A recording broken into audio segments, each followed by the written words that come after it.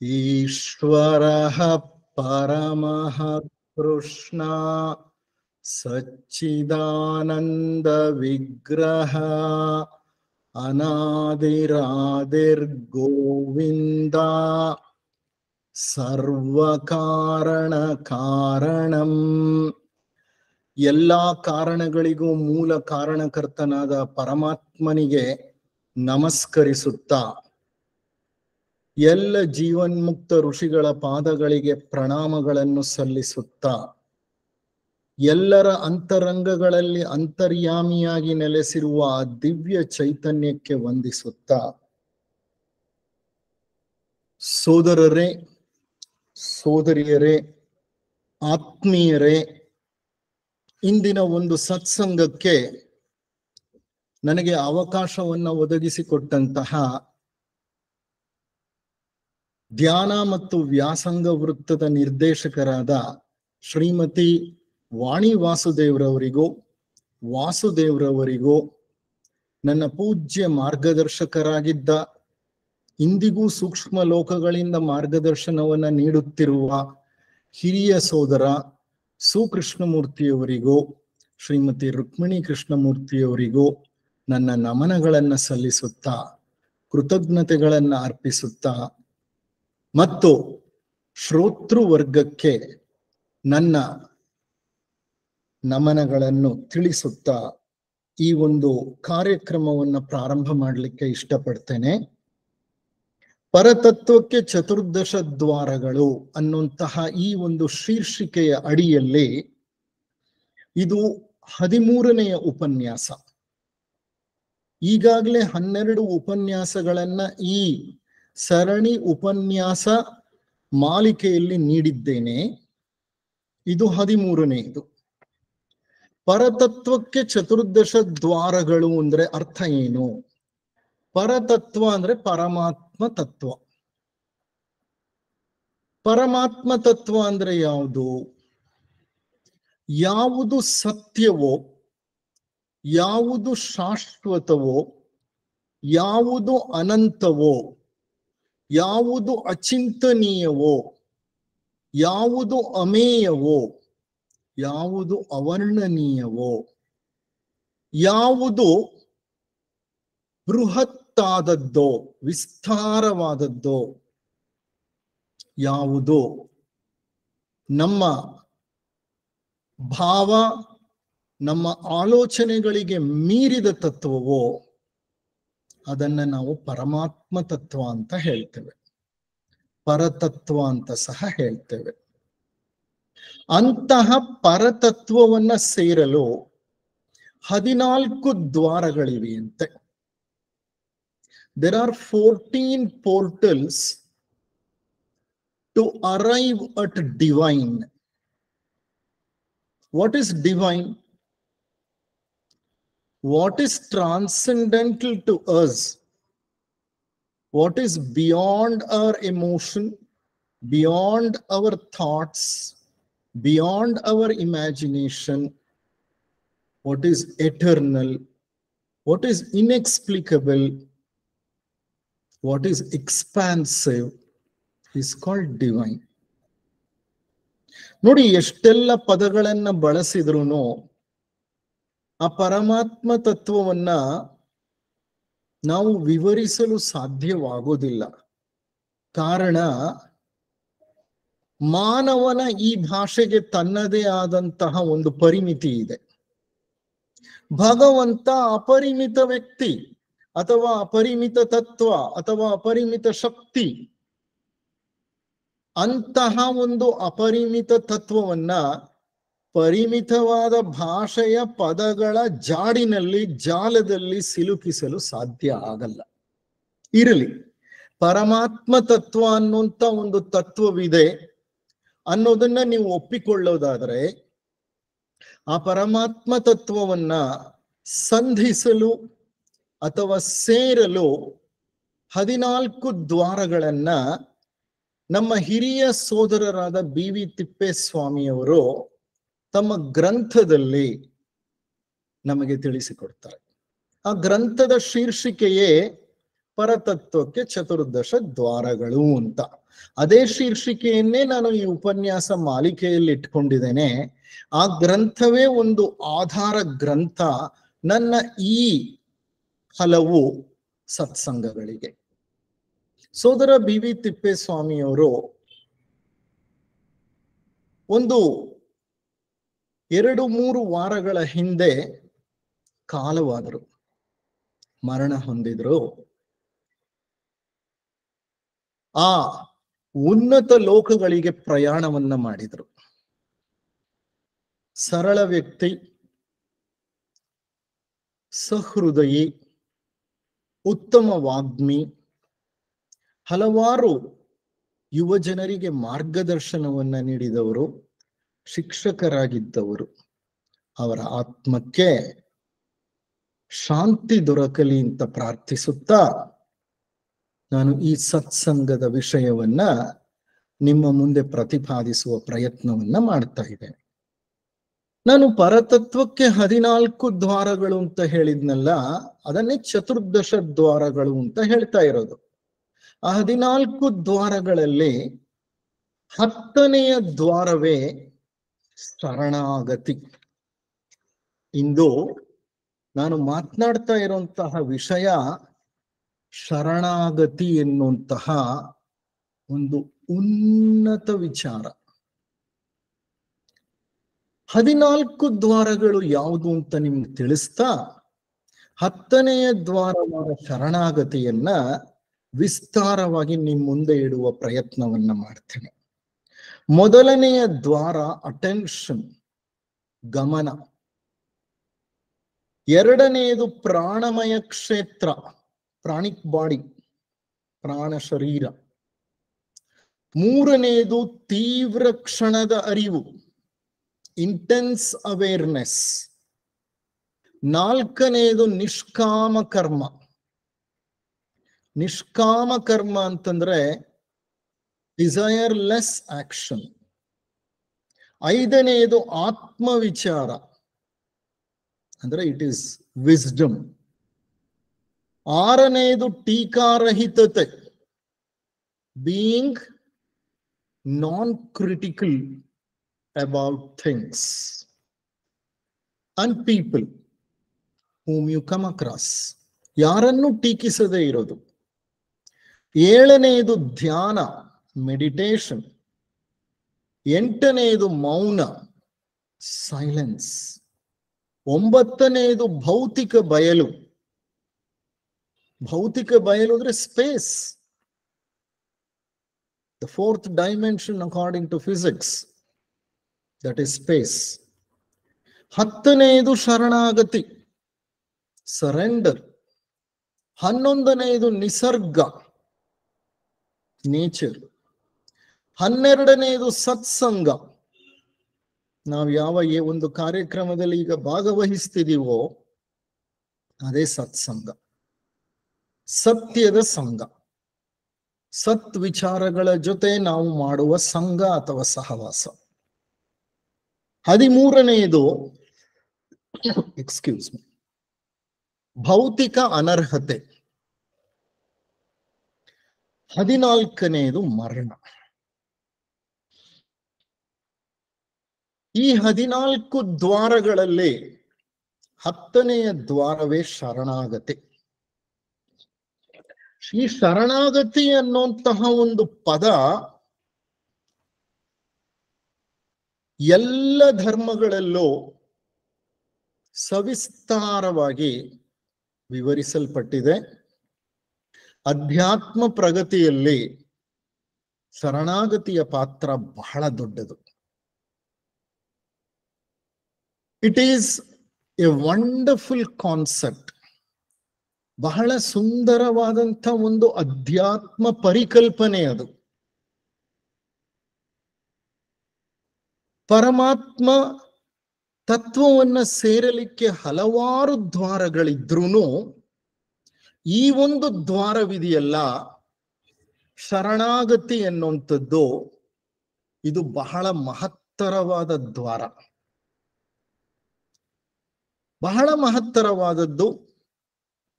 ಬಹಳ ವಿಶಿಷ್ಟವಾದದ್ದು, ತನ್ನದೇ ಆದಂತಹ ಒಂದು ಅತಿ ಮುಖ್ಯವಾದಂತಹ ಮಹತ್ವವನ್ನ ಹೊಂದಿರುವಂತಹ ದ್ವಾರ ಇದು. ಈ ಪದವನ್ನ ಬಹಳ ಸಡಿಲವಾಗಿ, ಬಹಳ ಸುಲಭವಾಗಿ ಮಾತಿನಲ್ಲೂ ಎಷ್ಟೋ ಬಾರಿ ನಾವು ಬಳಸ್ತಾ ಇರ್ತೇವೆ. ಆದರೆ ಶರಣಾಗತಿ ಎನ್ನುವಂತಹ ಈ ಪದದ ಆಳ ಅರ್ಥದ ಪರಿಕಲ್ಪನೆ ಸಹ ನಮಗಿರೋದಿಲ್ಲ. ಕನ್ನಡದ ಡಿಕ್ಷನರಿಯನ್ನ ತೆಗೆದು ನೋಡಿದ್ರೆ ಶರಣಾಗತಿ ಅಂತಂದ್ರೆ ಕೆಲವು ಸಮಾನಾರ್ಥ ಪದಗಳು ದೊರಕತ್ತೆ ನಮಗೆ. ಡಿಕ್ಷನರಿ ಪ್ರಕಾರ ಅದರ ಅರ್ಥ ಏನಂದ್ರೆ ಮೊರೆ ಹೋಗು, ಆಶ್ರಯ ಬಯಸು, ಸ್ವಾಧೀನವಾಗು. ಮತ್ತೆ ಕೆಲವು ಪದಗಳನ್ನ ಬೇರೆ ಕೆಲವು ಡಿಕ್ಷನರಿಗಳು ನೀಡುತ್ತೆ. ಏನದರ ಅರ್ಥ ಅಂದ್ರೆ ಶರಣಾಗತಿ ಅಂದ್ರೆ ಸೋಲುವುದು, ಬಿಟ್ಟು ಬಿಡುವುದು, ಸಮಸ್ಯೆಗಳನ್ನ ಎದುರಿಸಲಾಗದೆ ಓಡಿ ಹೋಗುವುದು ಅಂತ ಎಲ್ಲ ಕೊಟ್ಟಿದ್ದಾರೆ. ಆದರೆ ಅಧ್ಯಾತ್ಮದ ಆಯಾಮದಲ್ಲಿ ಶರಣಾಗತಿ ಎಂಬ ಪದಕ್ಕೆ ತನ್ನದೇ ಆದ ಒಂದು ಸರಳ ಮತ್ತು ಒಂದು ಮಹತ್ತರವಾದ ಅರ್ಥ ಇದೆ. ಅದು ಏನು ಅಂತಂದ್ರೆ, ಹರಿಯುತ್ತಿರುವ ಜೀವನ ಪ್ರವಾಹವನ್ನು ವಿರೋಧಿಸದೆ ಆ ಜೀವ ಚೈತನ್ಯವನ್ನ ಪರಿಪೂರ್ಣವಾಗಿ ಅನುಭವಿಸುವುದು. You can call it as a definition also. ಜೀವನ ಅನ್ನೋದು ಒಂದು ಪ್ರವಾಹ. Life is a stream. ಈ ಜೀವನ ಅನ್ನುವಂಥ ಪ್ರವಾಹ ಹುಟ್ಟಿನಿಂದ ಸಾವಿನವರೆಗೂ ನಿರಂತರವಾಗಿ ಪ್ರವಹಿಸುತ್ತಿರುತ್ತೆ. ಆಳವಾದ ಅಧ್ಯಾತ್ಮ ಅರ್ಥದಲ್ಲಿ ತೆಗೆದುಕೊಳ್ಳೋದಾದ್ರೆ ಮರಣದ ನಂತರವೂ ಜೀವನದ ಪ್ರವಾಹ ಮುಂದುವರಿಯುತ್ತೆ. ಕಾರಣ ಏನಂದ್ರೆ ಮರಣಾನಂತರ ಜೀವನ ಅನ್ನೋದೊಂದಿದೆ ಅಂತ ನಮ್ಮ ಹಿಂದೂ ಧರ್ಮಶಾಸ್ತ್ರಗಳು, ತತ್ವಶಾಸ್ತ್ರಗಳು ನಮಗೆ ತಿಳಿಸಿಕೊಡುತ್ತೆ. ಮರಣದ ನಂತರವೂ ಸಹ ಜೀವನವಿದೆ, ಅದನ್ನೇ ಮರಣಾನಂತರ ಜೀವನ ಅಂತ ಹೇಳ್ತೇವೆ. ಆ ಮರಣಾನಂತರ ಜೀವನವನ್ನ ಅನುಭವಿಸಿದ ನಂತರ ನಾವು ಪುನರ್ಜನ್ಮವನ್ನ ಪಡೆದು ಮತ್ತೆ ಹಿಂತಿರುಗಿ ಬರ್ತೇವೆ. ಹುಟ್ಟು ಸಾವುಗಳ ಸಂಕೋಲೆಯಾದಂತಹ ಈ ಜೀವನ ಪ್ರವಾಹವಿದೆಯಲ್ಲ, ಈ ಜೀವನ ಪ್ರವಾಹದಲ್ಲಿ ನಾವು ಒಂದಾಗುವುದು ಮತ್ತು ಈ ಜೀವ ಚೈತನ್ಯವನ್ನ ಪರಿಪೂರ್ಣವಾಗಿ ಅನುಭವಿಸುವುದು. Experiencing the life consciousness, experiencing our own consciousness, experiencing the life that consciousness goes through in its totality without any resistance is called surrender. ಅಂದ್ರೆ ನಮ್ಮ ಜೀವನ ಒಂದು ನಿರಂತರ ಪ್ರಯಾಣ. ಅದು ಎಲ್ಲಿವರೆಗೂ ನಡೆಯುತ್ತೆ ಅಂದ್ರೆ ನಾವು ಮೋಕ್ಷವನ್ನ ತಲುಪುವ ತನಕ. ಅಂತಹ ಜೀವನ ಪ್ರವಾಹದಲ್ಲಿ ಆ ಜೀವ ಚೈತನ್ಯವು ನಮ್ಮ ಮೂಲಕ ಸಾಗಿ ಹೋಗ್ತಾ ಇರುತ್ತೆ. Our body is nothing but a bundle of energy. And there is a flow of energy through our body. This energy keeps flowing eternally. The flow is impeded if we don't surrender. If we allow the energy to flow incessantly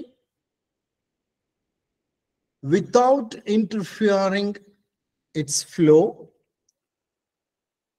probably then you have surrendered. ಶರಣಾಗತ ವ್ಯಕ್ತಿಯ ಲಕ್ಷಣ ಏನು? ಶರಣಾಗತವನ್ನ ಪಡೆದ ಅಥವಾ ಹೊಂದಿದ ವ್ಯಕ್ತಿಯ ಲಕ್ಷಣ ಏನಂದ್ರೆ, ಆತ ಜೀವ ಚೈತನ್ಯವನ್ನ ಸರಾಗವಾಗಿ ಹರಿಲಿಕ್ಕೆ ಬಿಟ್ಬಿಡ್ತಾನೆ. ಅಂದ್ರೆ ಶರಣಾಗತಿ ಅನ್ನೋದು ಒಂದು ಮನಃಸ್ಥಿತಿ. It is a state of mind. ಆ ಮನಃಸ್ಥಿತಿ ಹೇಗಿರುತ್ತೆ ಅಂದ್ರೆ, ಅದು ಒಂದು ಅವಿರೋಧ ಸ್ವೀಕೃತ ಮನೋಭಾವ. Such a state of mind is characterized by non-resistance and total acceptance. There are two very important characteristic features of surrender. Number one, complete non-resistance. Number two, total acceptance. ಯಾವಾಗ ಅಂತಹ ಅವಿರೋಧ ಸ್ವೀಕೃತ ಮನೋಭಾವ ನಮ್ಮ ಅನುಭವಕ್ಕೆ ಬರುತ್ತೋ, ಆಗ ಅದರ ಅರ್ಥ ಏನಂದ್ರೆ, ನಾವು ಪರಿಪೂರ್ಣವಾಗಿ ವರ್ತಮಾನ ಸ್ಥಿತಿಗೆ ಬಂದು ನಿಂತಿದ್ದೀವಿ ಅಂತ. The moment you experience complete non-resistance and total acceptance of whatever is happening, you have shifted totally to the present moment. Life stream is experienced only in the present. ಈ ಜೀವನದ ಪ್ರವಾಹವನ್ನ ಅನುಭವಿಸುವುದು ನಾವು ವರ್ತಮಾನದಲ್ಲಿ ಮಾತ್ರ. ಭೂತಕಾಲದಲ್ಲಿ ನಾವು ಅನುಭವಿಸಿದ್ದೇವೆ ಅಂತ ಹೇಳಬಹುದು, ಅಥವಾ ಅನುಭವಿಸಿಲ್ಲ ಅಂತ ಹೇಳಬಹುದು ಭೂತ. ಭವಿಷ್ಯತ್ ಕಾಲದಲ್ಲಿ ಮುಂದೆ ಅನುಭವಿಸುತ್ತೇವೆ ಅಂತ ಹೇಳಬಹುದು. ಆದರೆ always we experience the life in the present moment. ಯಾವಾಗ ನಾವು ಶರಣಾಗತ ಸ್ಥಿತಿಯನ್ನ ಅನುಭವಿಸುತ್ತೇವೋ, ಆಗ ನಮ್ಮ ಮನಸ್ಸು ಪರಿಪೂರ್ಣ ವರ್ತಮಾನದಲ್ಲಿ ಬಂದು ನೆಲೆಸಿದೆ ಅಂತ ಅರ್ಥ. All that happened in the past, all that may or may not happen in the future, always keep binding us. ನಮ್ಮನ್ನ ಯಾವಾಗಲೂ ಸೆರೆ ಹಿಡಿದು ಇಟ್ಟಿರುವುದು ನಮ್ಮ ಭೂತಕಾಲ ಮತ್ತು ನಮ್ಮ ಭವಿಷ್ಯತ್ ಕಾಲದ ಆಲೋಚನೆಗಳು. ಅಂತ ಭೂತ ಭವಿಷ್ಯಗಳಿಂದ ಹೊರಬಂದು ಪರಿಪೂರ್ಣವಾಗಿ ವರ್ತಮಾನದಲ್ಲಿ ನೆಲೆ ನಿಂತಾಗ, ಆ ವರ್ತಮಾನವನ್ನೇ ಅನಂತ ವರ್ತಮಾನ ಅಂತ ಹೇಳ್ತಾರೆ. ಎಟರ್ನಲ್ ಪ್ರೆಸೆಂಟ್ ಅಂತ ಹೇಳ್ತೇವೆ ನಾವು. ಯಾಕದು ಅನಂತ ವರ್ತಮಾನ? ನಾವು ಜೀವಿಸುವುದಾದರೆ ಅದು ವರ್ತಮಾನದಲ್ಲಿ ಮಾತ್ರ. ಕ್ಷಣ ಕ್ಷಣ ಕ್ಷಣವೂ ನಾವು ಜೀವಿಸ್ತಾ ಇರ್ತೇವೆ. ಆ ಕ್ಷಣ ಕ್ಷಣದ ಜೀವನವನ್ನ ನಾವು ಪರಿಪೂರ್ಣವಾಗಿ ಅನುಭವಿಸಿದ್ದೇ ಆದರೆ, ಯಾವುದೇ ವಿರೋಧವನ್ನ ವ್ಯಕ್ತಪಡಿಸದೆ ಪರಿಪೂರ್ಣ ಸ್ವೀಕೃತಿಯಲ್ಲಿ ನೆಲೆಸಿದ್ದೇ ಆದರೆ ಅದರ ಅರ್ಥ ಶರಣಾಗತಿ. ಅದಕ್ಕೆ ಏನ್ ಹೇಳ್ತಾರೆ ಅಂದ್ರೆ, ಶರಣಾಗುವುದು ಎಂದರೆ ಈ ಕ್ಷಣವನ್ನು ಯಾವುದೇ ನಿರ್ಬಂಧನೆ ಇಲ್ಲದೆ ಪ್ರತಿಭಟಿಸದೆ ಪ್ರತಿರೋಧಿಸದೆ ಸ್ವೀಕರಿಸುವುದು ಅಂದರೆ ಅದು ಪೂರ್ಣ ಸ್ವೀಕೃತಿ. There is absolutely no resistance. There is absolutely no protest. There is no way you retort. You are totally with acceptance. ಅಂತ ಶರಣಾಗತ ಸ್ಥಿತಿಯೇ ನಮ್ಮನ್ನ ಮುಕ್ತಿಯೆಡೆಗೆ ಕೊಂಡೊಯ್ಯುವುದು. ಡಿ ವಿ ಗುಂಡಪ್ಪನವರು ತಮ್ಮ ಮಂಕುತಿಮ್ಮನ ಕಗ್ಗದಲ್ಲಿ ಶರಣಾಗತಿಯನ್ನು ಕುರಿತು ಹೇಳ್ತಾರೆ, ಶರಣು ಹೋಗು ಜೀವನ ರಹಸ್ಯದಲ್ಲಿ ಸತ್ವದಲ್ಲಿ, ಶರಣು ಜೀವನವ ಸುಮವೆನಿಪ ಯತ್ನದಲ್ಲಿ, ಶರಣಂತರಾತ್ಮ ಗಂಭೀರ ಪ್ರಶಾಂತಿಯಲ್ಲಿ, ಶರಣು ವಿಶ್ವಾತ್ಮನಲ್ಲಿ ಮಂಕುತಿಮ್ಮ. ಶರಣು ಹೋಗು ಜೀವನ ರಹಸ್ಯದಲ್ಲಿ ಸತ್ವದಲ್ಲಿ. ಈ ಬ್ರಹ್ಮವೆಂಬ ಸತ್ವವಿದೆಯಲ್ಲ, ಇದು ಸರ್ವವ್ಯಾಪಿ. ಬ್ರಹ್ಮವೆಂಬ ಸತ್ವ ಅಥವಾ ಸತ್ಯ ಏನಿದೆ, ಆ ಸತ್ಯಕ್ಕೆ ಶರಣಾಗು. ಇದು ಡಿ ವಿ ಜಿಯವರ ಕಗ್ಗದ ಕರೆ. Whatever is eternal truth in the world, to that you surrender. ಶರಣಂತರಾತ್ಮ ಗಂಭೀರ ಪ್ರಶಾಂತಿಯಲ್ಲಿ ಅಂತ ಹೇಳ್ತಾರೆ. ಅಂದ್ರೆ ಅಂತರಾತ್ಮದಲ್ಲಿ ಗಂಭೀರವಾದ ಪ್ರಶಾಂತಿ ಇದೆ. ಆ ಅಂತರಾತ್ಮನಲ್ಲಿ ಪರಿಪೂರ್ಣ ಶಾಂತಿ ಇದೆ. ಅಂತಹ ಪ್ರಶಾಂತ ಸ್ಥಿತಿಯಲ್ಲಿ ನೆಲೆಸು. ಆಳ ಮೌನಕ್ಕೆ ಶರಣಾಗು ಅಂತ ಅರ್ಥ. ನಮ್ಮ ಸಮಸ್ಯೆ ಏನಂದ್ರೆ, ಆ ಅಂತರಂಗದ ಪ್ರಶಾಂತ ಸ್ಥಿತಿಯ ಪರಿಚಯವೇ ನಮಗಾಗಿಲ್ಲ. ನಮ್ ಗಮನಕ್ಕೆ ಬಂದಿಲ್ಲ ಅಂತಹ ಒಂದು ಪರಿಸ್ಥಿತಿ ಇದೆ ಒಳಗೆ ಅಂತ. ಕಾರಣ ನಾವು ಸದಾ ಬಹಿರಂಗದಲ್ಲೇ ಕಾಲ ಕಳೆಯೋರು. ಬಹಿರಂಗದಲ್ಲಿರುವ ಆಕರ್ಷಣೆಗಳು, ವಿಕರ್ಷಣೆಗಳು, ಅರಿಷಡ್ ವರ್ಗಗಳು, ನಮ್ಮ ಆಶೆಗಳು, ವಾಸನೆಗಳು, ವಾಂಛೆಗಳು, ಕಾಮನೆಗಳು ನಮ್ಮನ್ನ ಬಹಿರಂಗದಲ್ಲೇ ಹಿಡಿದಿಟ್ಟಿರ್ತವೆ. ಹಾಗೆ ಬಹಿರಂಗದ ಈ ಪ್ರಪಂಚದಲ್ಲಿ ಕ್ಷಣ ಕ್ಷಣವೂ ಕಾಲ ಕಳಿತಿರುವಾಗ ನಮ್ಮ ಮನಸ್ಥಿತಿ ಹೇಗಿರುತ್ತೆ ನೀವೇ ಆಲೋಚನೆ ಮಾಡಿ. ನಮ್ಮ ಮನಸ್ಥಿತಿ ಹೇಗಿರುತ್ತೆ ಅಂತಂದ್ರೆ, ನಾವು ಮೌನದ ಪರಿಚಯವನ್ನೇ ಮಾಡ್ಕೊಂಡಿರೋದಿಲ್ಲ. ಸದಾ busy ಆಗಿರ್ತೇವೆ. There is nothing wrong to keep yourself busy, but don't keep busy always in the outer world. Keep busy yourself, why not in the inner world? ಅದಕ್ಕೆ ರಜನೀಶ್ರು ಬಹಳ ಸುಂದರವಾಗಿ ಹೇಳ್ತಾರೆ, ಅಂತರ್ ಪ್ರಯಾಣ ಬಹಳ ಮುಖ್ಯ. ಬಹಿರಂಗದಲ್ಲಿ ನಾವು ಸಾಕಷ್ಟು ಊರುಗಳನ್ನ ನೋಡಿದೀವಿ, ಸಾಕಷ್ಟು ಯಾತ್ರಾ ಸ್ಥಳಗಳಿಗೆ ಹೋಗಿದ್ದೀವಿ, ಸಾಕಷ್ಟು ಪ್ರಯಾಣಗಳನ್ನ ಮಾಡಿದ್ದೇವೆ, ಸಾಕಷ್ಟು ವ್ಯಕ್ತಿಗಳನ್ನ ಭೇಟಿ ಮಾಡಿದ್ದೇವೆ, ಸಾಕಷ್ಟು ಬಹಿರಂಗದಲ್ಲೇ ನಮ್ಮದೇ ಆದ ಚಟುವಟಿಕೆಗಳನ್ನ ಇಟ್ಕೊಂಡಿದ್ದೇವೆ. ಈ ಬಹಿರಂಗದ ಚಟುವಟಿಕೆಗಳನ್ನ ನಾವು ಗಮನಿಸ್ತಾ ಹೋದ್ರೆ ಅರ್ಥ ಆಗತ್ತೆ, ಅವೆಲ್ಲ ಸ್ವಾರ್ಥಕ್ಕೆ ಸಂಬಂಧಪಟ್ಟಿದ್ದು. They are all self-centered activities. What is there in this world for me is the major question that I ask whenever I want to do anything in this world. ಈ ಜಗತ್ತಿನಲ್ಲಿ ಯಾವುದೇ ಕರ್ಮಗಳನ್ನ ಮಾಡ್ಬೇಕಂದ್ರೂ ಮೊಟ್ಟ ಮೊದಲ ಪ್ರಶ್ನೆ, ಆ ಕರ್ಮದಿಂದ ನನಗೇನು ಲಾಭ? What am I going to get benefit out of it? What is there in it for me? So all your external activities are self-centered. ಈ self-centered activities keep promoting your ego. ನಮ್ಮ ಅಹಮ್ಮನ್ನ ಇನ್ನಷ್ಟು ಮತ್ತಷ್ಟು ಅಭಿವೃದ್ಧಿಗೊಳಿಸುವಂತಹ ಚಟುವಟಿಕೆಗಳು. ನಮ್ಮ ಕುಟುಂಬವೋ, ನಮ್ಮ ಸಮುದಾಯವೋ, ನಮ್ಮ ಸಮಾಜವೋ, ಇವೆಲ್ಲವೂ ನಾವೇ ಸೃಷ್ಟಿಸಿಕೊಂಡಂತಹ ಕಂತೆಗಳು. ಈ ಕಂತೆಗಳಿಂದ ಬಿಡಿಸಿಕೊಳ್ಳದೆ, ಅಂತರ್ಗವನ್ನ ತಲುಪದೆ ಆ ಪ್ರಶಾಂತ ಸ್ಥಿತಿಯನ್ನ ಅನುಭವಿಸಲಿಕ್ಕೆ ಸಾಧ್ಯವೇ?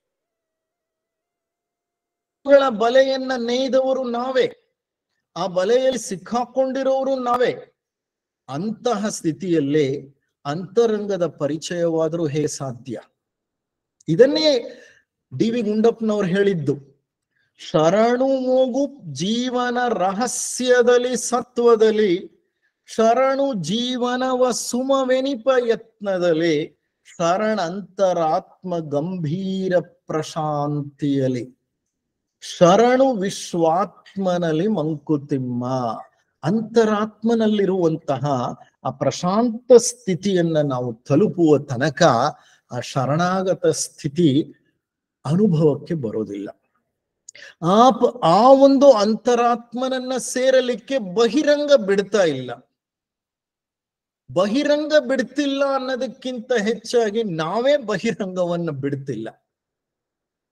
ನಾವೇ ಅಂದ್ರೆ ನಮ್ಮಲ್ಲಿರುವ ಅಹಂ, the ego in us has entangled itself, enmeshed itself in all mundane activities.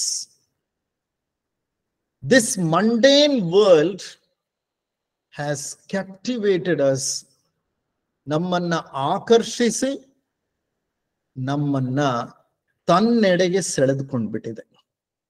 ಅಂತಹ ಬಹಿರಂಗದನ್ನ ಬಿಟ್ಟು ಅಂತರಂಗದ ಪ್ರಯಾಣ ಪ್ರಾರಂಭವಾದಾಗ ಮಾತ್ರವೇ ಅಧ್ಯಾತ್ಮ ಸಾಧನೆ ಮುಂದುವರಿಯಲು ಸಾಧ್ಯ. ಆ ಅಂತರ್ ಪ್ರಯಾಣ ಆಳವಾಗಿ ಹೋದಾಗ ಮಾತ್ರ, ಹಲವಾರು ಜನ್ಮಗಳ ಸಾಧನೆ ಮುಂದುವರೆದಾಗ ಮಾತ್ರ ನಾವು ಶರಣಾಗತ ಸ್ಥಿತಿಯನ್ನ ತಲುಪಲಿಕ್ಕೆ ಸಾಧ್ಯವಾಗುವುದು. ಈ ಅಂತರಂಗದ ಮೌನವನ್ನ, ಪ್ರಶಾಂತ ಸ್ಥಿತಿಯನ್ನ ಅನುಭವಿಸಲಿಕ್ಕೆ ನಮ್ಮ ಮನಸ್ಸು,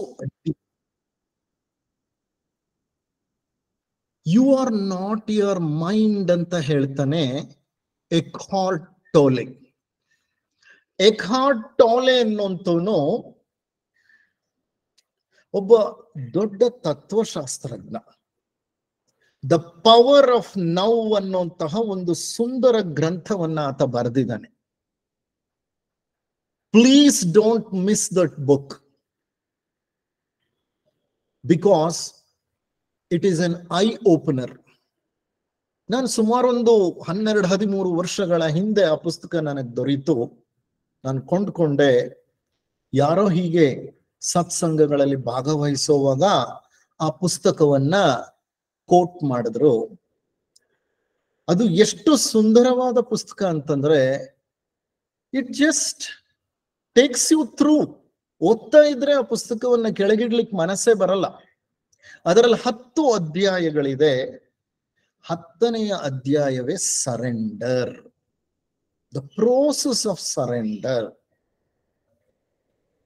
ಇಟ್ಸ್ ರಿಯಲಿ ವೆರಿ ಎನ್ಲೈಟ್ನಿಂಗ್. ನಾನು ನಿಮ್ ಜೊತೆ ಹಂಚ್ಕೊಳ್ತಾ ಇರುವಂತಹ ವಿಚಾರಗಳು 1-2 ಗ್ರಂಥಗಳಿಂದ ಬಂದದ್ದಲ್ಲ. ಹಲವಾರು ಗ್ರಂಥಗಳ ಅಧ್ಯಯನದಿಂದ ಭಟ್ಟಿ ಇಳಿಸಿದಂತಹ ಒಂದು ಸಾರಾಂಶ ಇದು. ಎಕ್ಹಾರ್ಟ್ ಟೋಲೆ ಏನ್ ಹೇಳ್ತಾನೆ ಅಂದ್ರೆ, ಈ ಕ್ಷಣದಲ್ಲಿ ಏನಿದೆಯೋ ಅದಕ್ಕೆ ಮಾನಸಿಕ ಭಾವನಾತ್ಮಕ ಪ್ರತಿರೋಧವನ್ನ ಒಡ್ಡದೆ ಅದು ಬಂದ ಹಾಗೆಯೇ ಹೋಗುವಂತೆ ಬಿಡುವುದು ಶರಣಾಗತಿ. ಅಂದ್ರೆ ಈ ಕ್ಷಣದಲ್ಲಿ ಈಗ ಏನ್ ನಡೀತಾ ಇದೆಯೋ ಅದನ್ನ ವಿರೋಧಿಸದೆ ಸುಮ್ಮನೆ ಗಮನಿಸುವುದು. Letting go of that mental resistance. ಈ ಕ್ಷಣದಲ್ಲಿ ನನ್ನ ಮನಸ್ಸು ಯಾವುದೋ ಒಂದು ಪ್ರತಿರೋಧವನ್ನ ಒಡ್ತಾ ಇದೆ. ಆ ಪ್ರತಿರೋಧವನ್ನ ಸುಮ್ಮನೆ ಗಮನಿಸುವುದು, and letting go of that, allow it to go. Don't join or don't contribute your energy to that resistance. ಯಾವುದೇ ಸಂದರ್ಭ ಅಥವಾ ಘಟನೆಗೆ ಪ್ರತಿಕ್ರಿಯಿಸದೇ ಇರುವುದೇ ಶರಣಾಗತಿ. Don't react to anything that happens in life, whether your personal life or family life or your social life or your professional life. Is it possible to remain non-reactive, If you can remain non-reactive, it means to say you are already practicing surrender. ಈ ನಾನ್ reaction ಅನ್ನೋದನ್ನ ತಪ್ಪಾಗಿ ಅರ್ಥ ಮಾಡ್ಕೊಳ್ತಾರೆ ಜನ. ಏನ್ ತಿಳ್ಕೊತಾರೆ ಅಂತಂದ್ರೆ, ನಾನ್ reactive status ಅಂದ್ರೆ ಏನೇ ನಡೀತಾ ಇದ್ರು, ಯಾವುದೇ ದಬ್ಬಾಳಿಕೆ, ದೌರ್ಜನ್ಯ, ಹಿಂಸೆ, ಅನ್ಯಾಯ, ಅವಮಾನ, ಅಪಮಾನ ನಡೀತಾ ಇದ್ರು ಸುಮ್ಮನೆ ಅದನ್ನ ಸಹಿಸ್ಕೊಂಡಿರೋದು, ಅದಲ್ಲ ಶರಣಾಗತಿ. Because surrender is a very strong active word. It is an active process. It is not a passive process.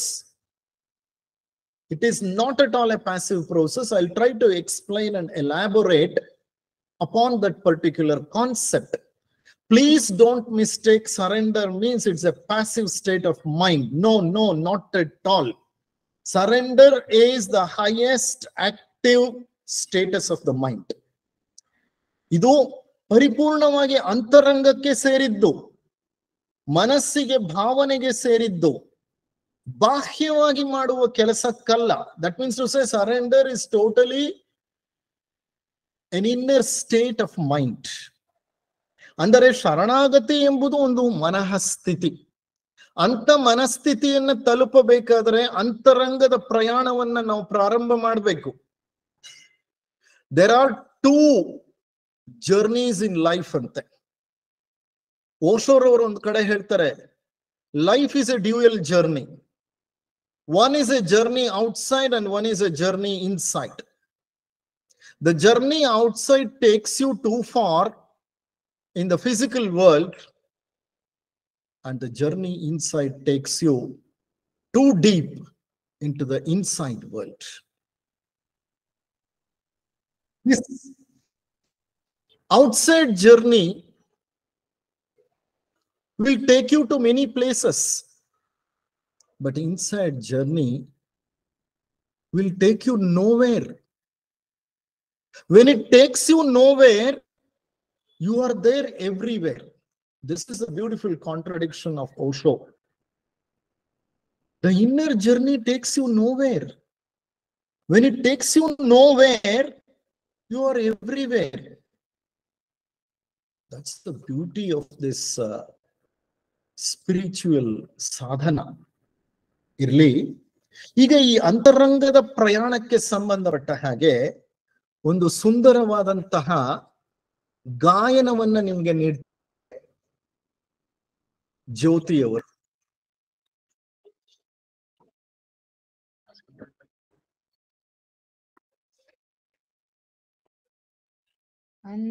ಅಂತರಂಗದ ಕದವೋ ನಿಜಕ್ಕಾಗಿ ತೆರೆದಿರಲಿ, ಅಂತರಂಗದ ಕದವು ನಿಜಕ್ಕಾಗಿ ತೆರೆದಿರಲಿ, ಸಂತತವೋ ಸಹೃದಯ ಸಜ್ಜನರ ಗೋಷ್ಠಿಯಲಿ, ಅಂತರಂಗದ ಕದವು ನಿಜಕ್ಕಾಗಿ ತೆರೆದಿರಲಿ, ದೇಹಿಯ ಮರದಲ್ಲಿ ಅರಿವಿನ ಹೂವರ, ದೇಹಿಯ ಮರದಲ್ಲಿ ಅರಿವಿನ ಹೂವರಲಿ, ಸುಗುಣದ ಪರಿಮಳವು ದಿನವು ಬೀರುತ್ತಲಿರಲಿ, ಅಂತರಂಗದ ಕದವು ನಿಜಕ್ಕಾಗಿ ತೆರೆದಿರಲಿ, ನುಡಿಯಂತೆ ನಡೆಯಿರಲಿ, ನಡೆಯಂತೆ ನುಡಿಯಿರಲಿ, ನುಡಿಯಂತೆ ನುಡಿಯಿರಲಿ, ಕಡು ಶಾಂತಿ ಸೌಜನ್ಯ ಬಾಳಿನಲ್ಲಿ ತುಂಬಿರಲಿ, ಅಂತರಂಗದ ಕದವು ತೆರೆದಿರಲಿ. ಸಹನೆಯ ರಸದಿಂದ ಪರಿಪೂರ್ಣರಾಗುವುದು. ಸಹನೆಯ ರಸದಿಂದ ಪರಿಪೂರ್ಣರಾಗುವುದು. ಜ್ಞಾನ ಜ್ಯೋತಿಯ ಬೆಳಕು ಸತತ ಹರಿಯುತ್ತಲಿರಲಿ. ಜ್ಞಾನ ಜ್ಯೋತಿಯ ಬೆಳಕು ಸತತ ಹರಿಯುತ್ತಲಿರಲಿ. ಅಂತರಂಗದ ಕದವು ನಿಜಕ್ಕಾಗಿ ತೆರೆದಿರಲಿ. ಸಂತತವೋ ಸಹೃದಯ ಸಜ್ಜನರ ಗೋಷ್ಠಿಯಲಿ. ಅಂತರಂಗದ ಕದವು ನಿಜಕ್ಕಾಗಿ ತೆರೆದಿರಲಿ.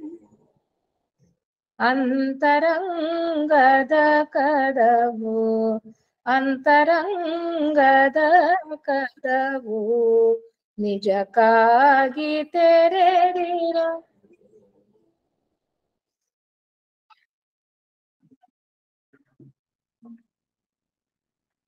ಅಂತರಂಗದ ಕದವು ನಿಜಕ್ಕಾಗಿ ತೆರೆದಿರಲಿ.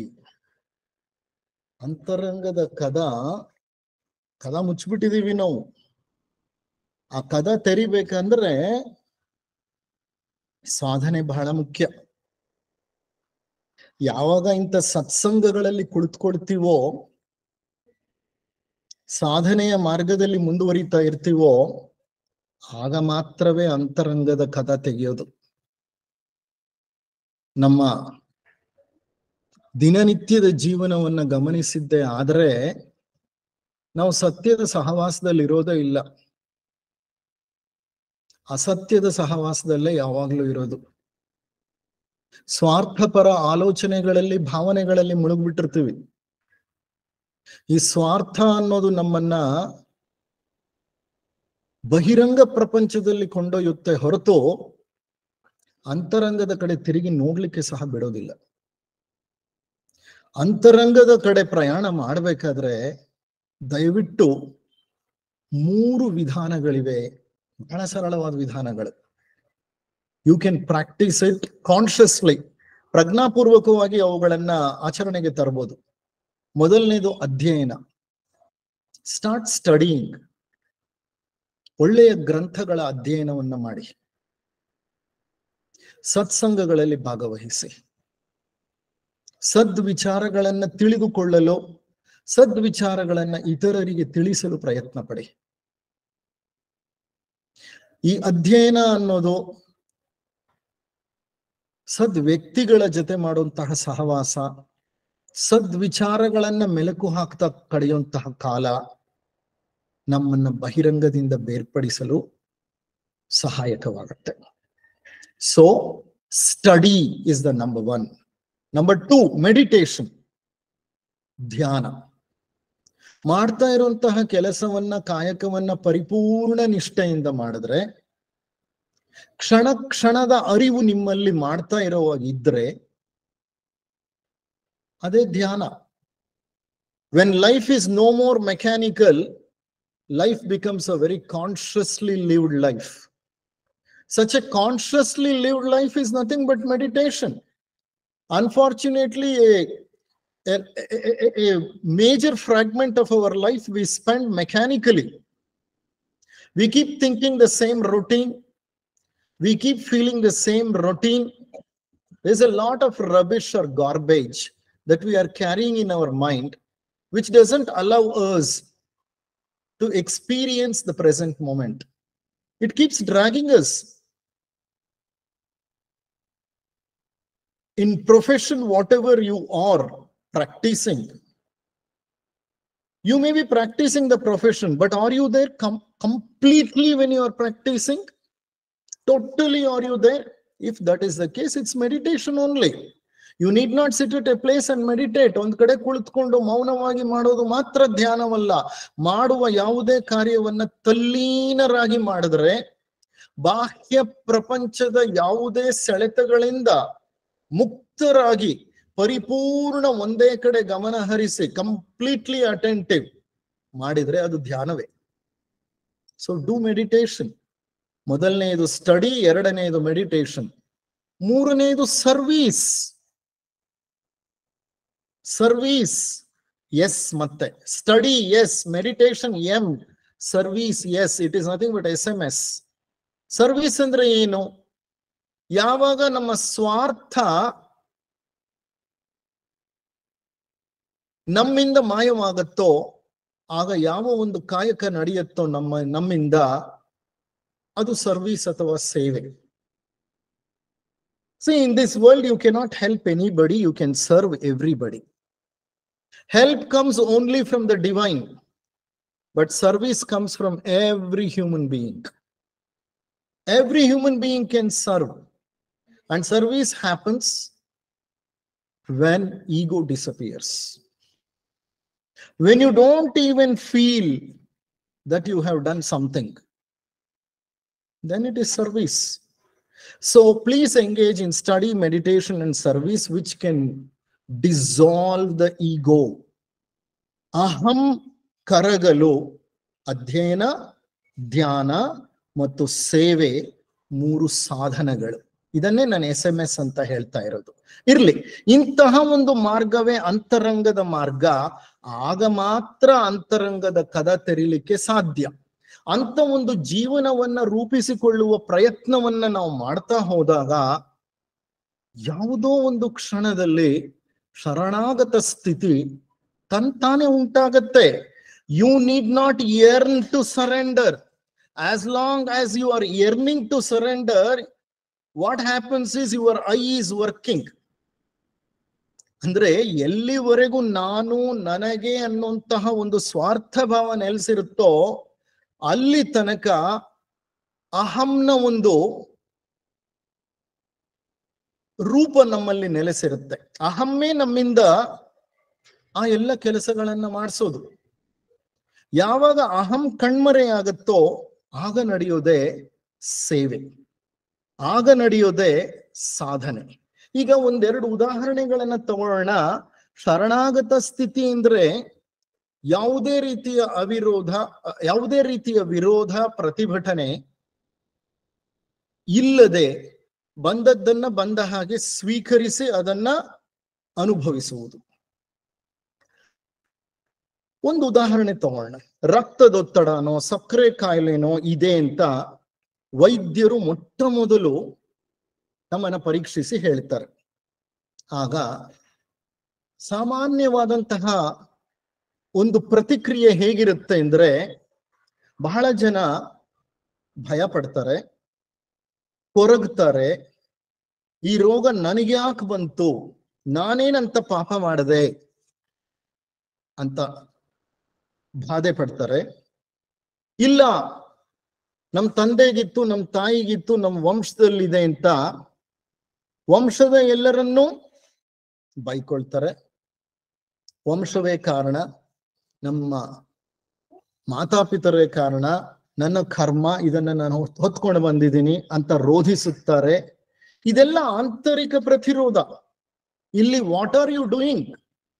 You are reacting. You are reacting. By reacting, you create a rage inside. ಇದರ ಬದಲಾಗಿ, ಹೌದು ಕಾಯಿಲೆ ಬಂದಿದೆಪ್ಪ, ಈಗ ನಾನ್ ಮಾಡ್ಬೇಕಾದದ್ದೇನು? Very simple way. ಇತರರನ್ನ ಬೈಯೋ ಬದಲು, ವಂಶಸ್ಥರನ್ನೆಲ್ಲ ಬೈಯೋ ಬದಲು, ತಂದೆ ತಾಯಿಗಳನ್ನ ಬೈಯೋ ಬದಲು, ನಮ್ಮನ್ನ ನಾವೇ ಬೈಕೊಡೋ ಬದಲು, don't shun anybody. When something happens, can you experience what has happened without any resistance? When you get into the non-resistance mode, you are in the total acceptance mode. All this is a drama. ಇದೆಲ್ಲ ಒಂದು ನಾಟಕನೇ. ನೀವಿಷ್ಟೆಲ್ಲ ಪ್ರತಿರೋಧವನ್ನ ವ್ಯಕ್ತಪಡಿಸ್ತಿರಲ್ಲ, ಇದರಿಂದ ಏನಾದ್ರೂ ಬದಲಾಗ್ಲಿಕ್ಕೆ ಸಾಧ್ಯ ಇದೆಯಾ? ಖಂಡಿತ ಇಲ್ಲ. ಕಾಯಿಲೆ ಇನ್ನೂ ಉಲ್ಬಣವಾಗ್ಬೋದು. What is the best way to deal with it? Accept I am diabetic. Yes, I am diabetic. ನನಗ್ ಬರಬಾರ್ದು ಅಂತ ಯಾರು ಹೇಳಿದ್ರು? ಬರಬಾರ್ದು ಅಂತ ಅನ್ಕೊಳ್ಳಿಕ್ ನಾನು ಯಾರು? ಈಗ ಹೋಗಿದ್ದಕ್ಕೆ ನನ್ನನ್ನೇ ನಾನು ಬೈಕೊಳ್ಳೋದ್ರಿಂದ ಏನ್ ಪ್ರಯೋಜನ? ಇತರರನ್ನ ಬೈಯೋದ್ರಿಂದ ಏನ್ ಪ್ರಯೋಜನ? ಹೌದಪ್ಪ, ಕಾಯಿಲೆ ಬಂದಿದೆ. ಈಗ ನಾನು ಮಾಡ್ಬೇಕಾಗಿರೋದು ಏನು ಅಂತಂದ್ರೆ, you are becoming proactive. You are not resisting, but you are becoming proactive. What is my role in the midst of this particular situation? You are not passively accepting it and allowing the disease to spread. What are you planning to do? You are planning to face the situation head on. You start placing a question in front of you. What am I supposed to do being a diabetic? That is surrender. When such a thing happens, you are not passive, you are active. Hence, surrender is a term which does not connote passivity. Definitely not. That's why I was telling you, ಬಹಳ ಜನ ಇದನ್ನ ಋಣಾತ್ಮಕವಾಗಿ ತಗೊಳ್ತಾರೆ, ಅಲ್ವೇ ಅಲ್ಲ. ಇನ್ನ ಒಂದು ಉದಾಹರಣೆ, ಯಾರೇ ಆಗ್ಲಿ, ಯಾವುದೇ ಸಂದರ್ಭದಲ್ಲೇ ಆಗ್ಲಿ, ನನ್ನ ವಿರುದ್ಧ ಅವ್ರು ಮಾತನಾಡಿದ್ರೆ, ನನ್ನ ಅಭಿಪ್ರಾಯಕ್ಕೆ ವಿರೋಧ ಅವ್ರು ವ್ಯಕ್ತಪಡಿಸಿದ್ರೆ, ನಾನು ತಕ್ಷಣ ಮಾನಸಿಕ ಅಸಮತೋಲನಕ್ಕೆ ಒಳಗಾಗ್ತೇನೆ. ನನ್ನ ಮನಸ್ಸು ಬಹಳ ಹೊಯ್ದಾಡುತ್ತೆ. ನನ್ನ ಮನಸ್ಸಿನಲ್ಲಿ ಒಂದು ಯುದ್ಧವೇ ಪ್ರಾರಂಭವಾಗುತ್ತೆ. ನನ್ನ ಅಭಿಪ್ರಾಯವನ್ನ ಈ ವ್ಯಕ್ತಿ ಯಾಕೆ ವಿರೋಧ ಮಾಡ್ತಾ ಇದ್ದಾನೆ? ನನಗೆ ಇವನ್ ಗೊತ್ತು ಏನಂತ. ಎಲ್ಲೆಲ್ಲಿಗೂ ಹೋಗುತ್ತೆ ಮನಸ್ಸು, ಎಲ್ಲೆಲ್ಲಿಗೂ ಕೊಂಡು ಹೋಗುತ್ತೆ. We keep shunning him, we keep shunning his friends, we keep shunning the society, we keep shunning the community, we keep shunning everybody. Why do you shun? ಯಾರು ನನ್ನ ಅಭಿಪ್ರಾಯಕ್ಕೆ ವಿರೋಧ ವ್ಯಕ್ತಪಡಿಸಬಾರದು ಅಂತಂದ್ರೆ, ವಾಟ್ ಆಮ್ ಐ? ನಾನೇನ ಮಹಾತ್ಮನ, ಪರಮಾತ್ಮನ? ನಾನು ಮಾಡುವಂತಹ ಕೆಲಸ ಕಾರ್ಯಗಳು, ನನ್ನ ಅಭಿಪ್ರಾಯಗಳು, ನನ್ನ ಅನಿಸಿಕೆಗಳಲ್ಲಿ ಲೋಪವಿಲ್ವೇ ಇಲ್ಲ ಅಂತ ಹೇಳಲಿಕ್ಕೆ ಸಾಧ್ಯ ಇದೆಯಾ? ಅಕಸ್ಮಾತ್ ಲೋಪವಿಲ್ಲದೆ ಹೋದ್ರೂ ಆ ವ್ಯಕ್ತಿಯ ಅಭಿಪ್ರಾಯ ಮತ್ತೊಂದಿರಬಹುದು. Why don't you respect? ನಾವು ಈ ಮಾನಸಿಕ ಅಸಮತೋಲನಕ್ಕೆ ಯಾಕೆ ಒಳಗಾಗ್ತೇವೆ ಅಂದ್ರೆ, why our mental harmony gets disturbed is basically because we keep judging the person. Instead of judging what he said, we keep judging the person. The best thing what you can do is, ತಟಸ್ಥ ನೆಲೆಯಲ್ಲಿ ನಿಂತು ಆ ಸ್ಥಿತಿಯನ್ನು ಸುಮ್ಮನೆ ಗಮನಿಸಲು ಸಾಧ್ಯವಾಗುತ್ತದೆಯೇ? ಇದೊಂದು ಪ್ರಶ್ನೆ.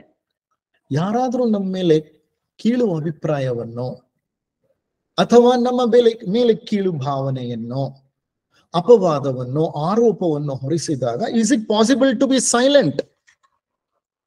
Is it possible to engage in that particular process of conversation silently by simply watching what happens? Nantara, you take an action. ಯಾವುದು ಸರಿಯೋ ಅದನ್ನು ಮಾಡಿ.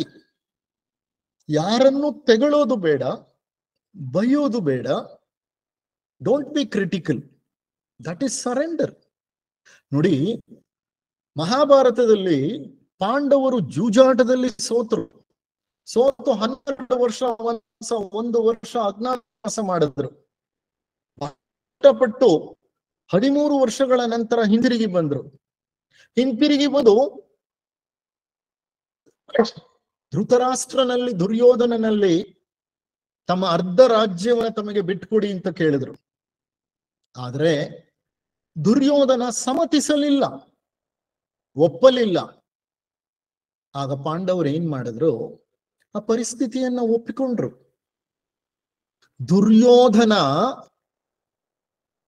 ಅನುಮತಿಸದೇ ಇರುವುದನ್ನ ಅಥವಾ ಒಪ್ಪಿಕೊಳ್ಳದೇ ಇರುವುದನ್ನ ಪಾಂಡವರು ಸುಮ್ಮನೆ ಒಪ್ಕೊಂಡ್ರು. ಅಂದ್ರೆ ಆ ದುರ್ಯೋಧನನ ಪರಿಸ್ಥಿತಿಯನ್ನ ಆ ಕ್ಷಣ ಸುಮ್ಮನೆ ಒಪ್ಕೊಂಡ್ರು.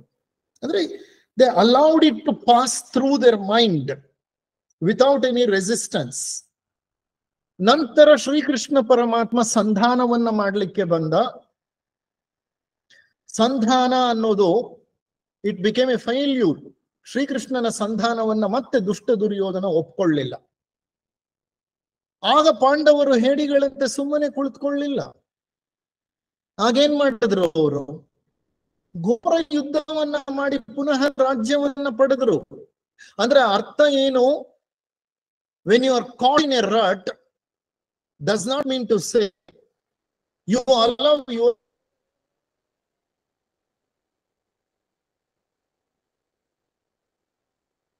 at the same time, when you get caught in the rut, don't shun others for why you are caught in the rut. ಇತರರನ್ನ ಬಯೋ ಬದಲು I got caught in the rut because of my father, because of my mother,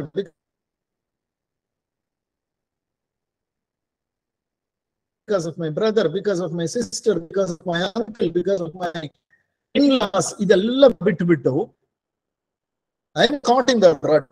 Yes. What am I supposed to do now? Instead of shunning the world and trying to place the responsibility on the rest of the world, is there a way that I can wriggle out of this rut? Can I come out becoming reactive? Never to react, but always to respond. That is surrender. ಪ್ರತಿಕ್ರಿಯೆ ಇಲ್ಲದ ಪ್ರತಿಸ್ಪಂದನೆ. ಪ್ರತಿಕ್ರಿಯೆ ಇಲ್ಲದ ಪ್ರತಿಸ್ಪಂದನೆ ಅಂದ್ರೆ response without any reaction is the basic meaning of surrender. ಇದೇ ಶರಣಾಗತಿಯ ಆಳ ಅರ್ಥ ಮತ್ತು ಮೂಲ ಆಧಾರ. ಯಾವುದೇ ಸಂದರ್ಭ ಘಟಿಸಿದಾಗ ಅಲ್ಲೇ ಶರಣಾಗದೆ ಹೋದರೆ ಏನಾಗುತ್ತೆ? If you don't accept what happened, then what is the result? When we don't accept what happened, what happens is we create a battle in our mind. ನಮ್ಮ ಮನಸ್ಸನ್ನ ಘೋರ ರಣರಂಗವನ್ನಾಗಿ ಪರಿವರ್ತಿಸಿಕೊಂಡು ಬಿಡ್ತೇವೆ. ಮಾನಸಿಕ ಕ್ಷೋಭೆಗೆ ಈಡಾಗ್ತೇವೆ. ದುಃಖವನ್ನ ಹೆಚ್ಚಿಸಿಕೊಳ್ತೇವೆ. We keep enacting what happened outside. We keep enacting it inside. ಆದದ್ದನ್ನ ಪುನರಾವರ್ತಿಸಿ ಪುನರಾವರ್ತಿಸಿ ಪುನರಾವರ್ತಿಸಿ ಏನ್ ಮಾಡ್ತೇವೆ ನಾವು? ನಮ್ಮ ಮನಸ್ಸಿನಲ್ಲಿ ಹಲವಾರು ಬಾರಿ ಆ ಒಂದು ಸೀನರಿಯನ್ನ, ಆ ಒಂದು ಘಟನೆಯನ್ನ ಪದೇ ಪದೇ ಪದೇ ಕೆಣಕಿ ಹೊರತೆಗೆದು ನಮ್ಮ ಮನಸ್ಸನ್ನ ನಾವು ಒಂದು ರಣರಂಗವನ್ನಾಗಿ ಮಾಡ್ಕೊಳ್ತೇವೆ. ಈ ಹಂತದಲ್ಲಿ ಹತಾಶ ಸ್ಥಿತಿಯನ್ನ ತಲುಪ್ತೇವೆ, ಖಿನ್ನತೆಯನ್ನ ಉಂಟು ಮಾಡ್ಕೊಳ್ತೇವೆ. ಅದರ ಬದಲು ಆಗಿದ್ದ ಆಗಿ ಹೋಯ್ತು, ಈಗ ನಾನ್ ಮಾಡಬೇಕಾದದ್ದೇನು? ಯಾರನ್ನೂ ದೂರದೆ ಈ ಒಂದು ಪರಿಸ್ಥಿತಿಯಿಂದ ಹೊರ ಬರಲಿಕ್ಕೆ ನಾನೇನ್ ಮಾಡಬೇಕು? ಆ ಪರಿಸ್ಥಿತಿಯನ್ನ ಅನುಭವಿಸಿ ನಾನೀಗ ಮಾಡಬೇಕಾದದ್ದು ಏನು? What is my role? If you are stuck in a mud, if you are stuck in the mud, don't resign to the fact I am stuck in the mud. God is going to help me. I will stay in the mud. God will never come and help you out unless you help yourself. But at the same time, when you are caught, don't start blaming everybody and anybody. Government is not good. They don't take care of these roads. I pay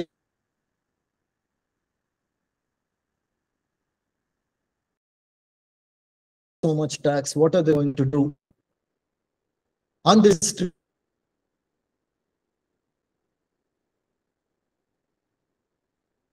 Don't they did a mistake? Whether you shun yourself or whether you shun others, it doesn't matter, but you create a rage inside. So what am I supposed to do is the question which you need to ask whenever you get caught in the mud. ಅದಕ್ಕೆ ಭಗವದ್ಗೀತೆಯಲ್ಲಿ ಪೂರ್ಣ ಶರಣಾಗತಿಯ ಅಂತರಾರ್ಥವನ್ನು ತಿಳಿಸುವಂತಹ 2 ಶ್ಲೋಕಗಳಿವೆ. 9ನೇ ಅಧ್ಯಾಯ 22ನೇ ಶ್ಲೋಕ. ಗೀತೆಯಲ್ಲಿ 9ನೇ ಅಧ್ಯಾಯವನ್ನ ರಾಜವಿದ್ಯಾಯೋಗ ಅಂತ ಕರೀತಾರೆ. ಇಲ್ಲಿ ಭಗವಂತನಾದ ಶ್ರೀಕೃಷ್ಣ ಪರಮಾತ್ಮ ಅರ್ಜುನನಿಗೆ ಒಂದು ಉಪದೇಶವನ್ನ ಮಾಡ್ತಾನೆ. ಅನನ್ಯಾಶ್ಚಿಂತಯಂತೋ ಮಾಂ ಯೇ ಜನಾಃ ಪರ್ಯುಪಾಸತೆ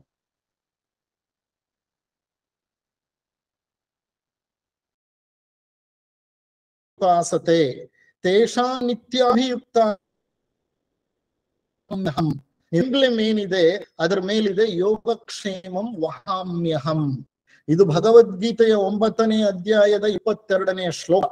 ಇದರ ಅರ್ಥ ಏನು ಅಂದ್ರೆ, ಯಾರು ಅನನ್ಯ ಭಾವದಿಂದ ನನ್ನನ್ನು ಚಿಂತನೆ ಅಥವಾ ಧ್ಯಾನ ಮಾಡುತ್ತಾರೋ ಅಂತಹ ನಿತ್ಯಯುಕ್ತರ ಯೋಗಕ್ಷೇಮವನ್ನು ನಾನೇ ವಹಿಸುತ್ತೇನೆ. ಸದಾ ಧ್ಯಾನ ಮಾಡ್ತಾರೋ ಅಂತಹ ಧ್ಯಾನಸ್ಥರ ಯೋಗಕ್ಷೇಮವನ್ನ ನಾನು ನೋಡಿಕೊಳ್ಳುತ್ತೇನೆ. ಅನನ್ಯ ಭಾವ ಅಂದ್ರೆ ಎಲ್ಲವನ್ನೂ ಬಿಟ್ಟು ನನ್ನನ್ನು ಮಾತ್ರ ಧ್ಯಾನಿಸುತ್ತಾನೋ ಅಂತ ಅರ್ಥ. ಇದೇನಪ್ಪ ಕೃಷ್ಣ ಪರಮಾತ್ಮ ಭಗವಂತ ಎಲ್ಲರನ್ನೂ ಬಿಟ್ಟು ನನ್ನನ್ನ ಮಾತ್ರ ಯಾರು ಧ್ಯಾನ ಮಾಡ್ತಾರೋ ಆಗ ನಾನು ಅವರನ್ನ ರಕ್ಷಿಸುತ್ತೇನೆ ಅಂತ ಹೇಳ್ತಾ ಇದ್ದಾನೆ. ಇದು is it correct? Is the tone and tenor correct ಅನ್ನೋ ಪ್ರಶ್ನೆ ನಮ್ಮಲ್ಲಿ ಬರುತ್ತೆ. ಆದ್ರೆ ಸರಿಯಾದ ಅರ್ಥ ಮಾಡ್ಕೊಂಡ್ರೆ ಶರಣಾಗತ ಸ್ಥಿತಿ ಅನ್ನೋದನ್ನ ಭಗವಂತ ಬಹಳ ಸುಂದರವಾಗಿ ವಿವರಿಸಿ ಹೇಳ್ತಾ ಇದ್ದಾನೆ. ಪೂರ್ಣ ಶರಣಾಗತಿ ಅಂದ್ರೆ ಏನಂದ್ರೆ ದ್ವಂದ್ವಗಳು ಅಳಿದು ಏಕ ಮನಸ್ಸಿನಿಂದ ಒಂದಾಗುವುದು ಎಂದರ್ಥ. ಅಪ್ಪ, ಎಲ್ಲ ದ್ವಂದ್ವಗಳನ್ನ ಕಳ್ಕೋ, ಯಾವ ಅನುಮಾನಗಳು ಬೇಡ, ಯಾವುದೇ ರೀತಿಯ ಇತರ ಚಿಂತೆಗಳು ನಿನಗೆ ಬೇಡ, ಪರಿಪೂರ್ಣವಾಗಿ ನೀನು ಉನ್ನತವಾದ ಒಂದು ಶಕ್ತಿಗೆ ತಲೆಬಾಗು ಅಂತ. ಇಲ್ಲಿ ಕೃಷ್ಣ ನನಗೆ ತಲೆಬಾಗು ಅಂತ ಇಲ್ಲ, ಅದರ ಬಗ್ಗೆ ವಿವರಣೆ ಕೊಡ್ತೇನೆ ನಾನು. ಎಲ್ಲರನ್ನೂ ಬಿಟ್ಟು ಪರಿಪೂರ್ಣವಾಗಿ ಒಂದು ಉನ್ನತ ಶಕ್ತಿಗೆ ಶರಣಾಗುವುದು ಅಂತ ಅಂದ್ರೆ ನನ್ನಲ್ಲಿರುವ ದ್ವಂದ್ವಗಳು ಅಳಿದು ನಿರ್ದ್ವಂದ್ವದಲ್ಲಿ ನೆಲೆಸೋದು. ಯಾವಾಗ ದ್ವಂದ್ವಗಳು ಅಳಿಯುತ್ತವೋ ಆಗ ನಿರ್ದ್ವಂದ್ವದ ಪ್ರಶಾಂತ ಸ್ಥಿತಿಯನ್ನ ತಲುಪ್ತೇನೆ. As long as duality exists, the mind exists. The moment duality, conflict, contradiction completely disappears, the mind also disappears. Please remember, you are not your mind. Unfortunately, you identify yourself with your mind. ನಿಮ್ಮ ಮನಸ್ಸೇ ನನ್ನ ಮನಸ್ಸೇ ನಾನು ಅಂತ ನನ್ನನ್ನು ನಾನು ಗುರುತಿಸ್ಕೊಂಡ್ಬಿಟ್ಟಿದ್ದೀನಿ. ಅಲ್ಲೇ ತಪ್ಪಾಗಿರೋದು. ಮತ್ತೆ ಮನಸ್ಸೇ ನಾನು ಅನ್ನುವಂತಹ ಈ ಮನೋಭಾವ ಹೋಗದೆ ಮನಸ್ಸಿನ ಆಚೆ ಇರುವಂತಹ ಒಂದು ವಲಯವನ್ನ ನಾನು ಪ್ರವೇಶ ಮಾಡಲಿಕ್ಕೆ ಸಾಧ್ಯನೇ ಇಲ್ಲ. ದ್ರೌಪದಿಯ ವಸ್ತ್ರಾಪಹರಣ ಪ್ರಸಂಗದಲ್ಲಿ ಜರುಗಿದ್ದು ಇದೆ. ಆಕೆ ಏನ್ ಮಾಡ್ತಾಳೆ, ತನ್ನ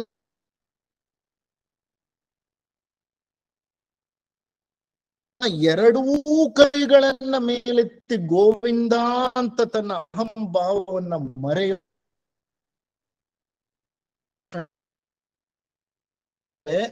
ಯಾವ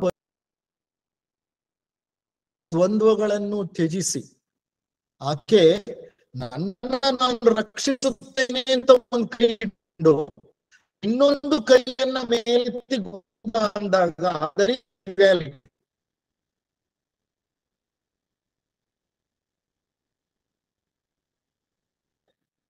ಗೋವಿಂದ ಆ ಕರೆಗೆ ಹೋಗೊಡೋದಿಲ್ಲ. ಯಾವಾಗ ದ್ರೌಪದಿ ಅದನ್ನ ಅರ್ಥ ಮಾಡಿಕೊಂಡು ತನ್ನ ಎರಡು ಕೈಗಳನ್ನು ಬಿಟ್ಟು ಆ ಭಗವಂತನ ರಕ್ಷಣೆಗೋಸ್ಕರ ಭಗವಂತನನ್ನ ಬೇಡಿಕೊಳ್ತಾಳೋ, ಪರಿಪೂರ್ಣವಾಗಿ ಆತನಲ್ಲಿ ಶರಣಾಗತಳಾಗ್ತಾಳೋ, ಆಗ ಭಗವಂತ ಆ ಸಹಾಯ ಹಸ್ತವನ್ನ ಹೊರಚಾಚ್ತಾನೆ. ಹಾಗೆ ಅಂದ್ರೆ ನಾನು should I not struggle to protect myself? Yes, please struggle. What you are suppose to do, you do. ಏನ್ ಮಾಡ್ಬೇಕು ಅದನ್ನ ಮಾಡು. ದ್ರೌಪದಿ ಪ್ರತಿಯೊಂದು ಪ್ರಯತ್ನವನ್ನು ಮಾಡಿದ್ಲು. ತನ್ನ ಪತಿಯರನ್ನ ಕೇಳ್ಕೊಂಡ್ಲು, ಪಿತಾಮಹರನ್ನ ಕೇಳ್ಕೊಂಡ್ಲು, ಕುಲಗುರುಗಳನ್ನ ಕೇಳ್ಕೊಂಡ್ಲು, ಧೃತರಾಷ್ಟ್ರನನ್ನ ಕೇಳ್ಕೊಂಡ್ಲು. ಯಾರು ಆಕೆಯ ಆಸರೆಗೆ ಬರಲಿಲ್ಲ. ಕೊನೆಗೆ ತನ್ನನ್ನೇ ತಾನು ರಕ್ಷಿಸಿಕೊಳ್ಳಲಿಕ್ಕೆ ಪ್ರಯತ್ನ ಪಟ್ಲು. ಒಂದು ಹಂತದ ತನಕ ತನ್ನ ರಕ್ಷಣೆ ಮುಂದುವರಿತು. ಕೊನೆಗೆ ಗೋವಿಂದ ನೀನೇ ನನಗೆ ಗತಿ ಅಂತ ಪರಿಪೂರ್ಣ ಶರಣಾಗತಳಾದಾಗ ಆ ಗೋವಿಂದ ಆಕೆಯನ್ನ ರಕ್ಷಿಸಿದ. ಆ ಪ್ರಯತ್ನನೇ ಮಾಡದೆ passively if you accept, then it is not surrender.